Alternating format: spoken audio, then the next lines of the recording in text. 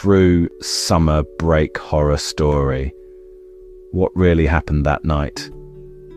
To this day, I still can't explain it. I was 13 years old.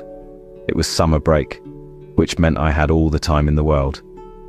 I'd stay up late sometimes until 1 or 2 in the morning just to enjoy the quiet, no noise, no distractions, just me, the darkness, and whatever book I was reading. That night, it was raining heavily, the kind of rain that fills the silence, the kind that makes everything feel isolated. It was around midnight. I was sitting on my bed reading, listening to the rain hit the windows, and then I heard it. The sound of my sister's back door unlocking. Her room had a door that led directly to the backyard. I froze.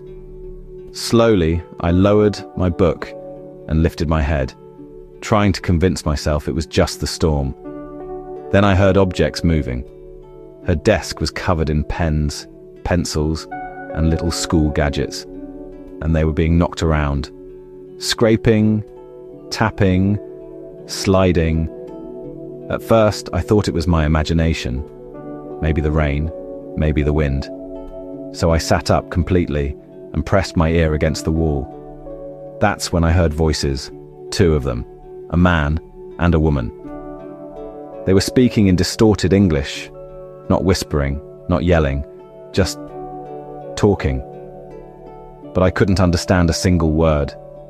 It sounded twisted, warped. My first thought? It must be my sister and her boyfriend.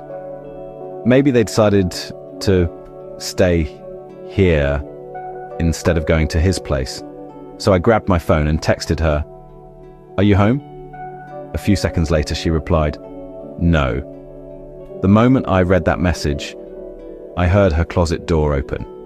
The sound of hangers scraping against the metal rod, clothes shifting, moving. Then my phone buzzed again. She told me to go to our parents' room. I knew she was right, but there was one problem. To get there, I had to pass her bedroom. And anytime my sister left the house, she always closed her door. Always. My hands were shaking as I walked toward mine. I took a deep breath, opened it, and stepped into the hallway. I told myself not to look, but curiosity won. As I ran past her room, I turned my head slightly to the right. Her door was open, and inside, I saw what looked like a shadow, not a person, not clearly anything, just something darker than the darkness around it. I didn't stop running. I made it to my parents' room and woke them up. My sister eventually came home with her boyfriend, and they checked outside. That's when they noticed something strange. A piece of the backyard fence had been broken.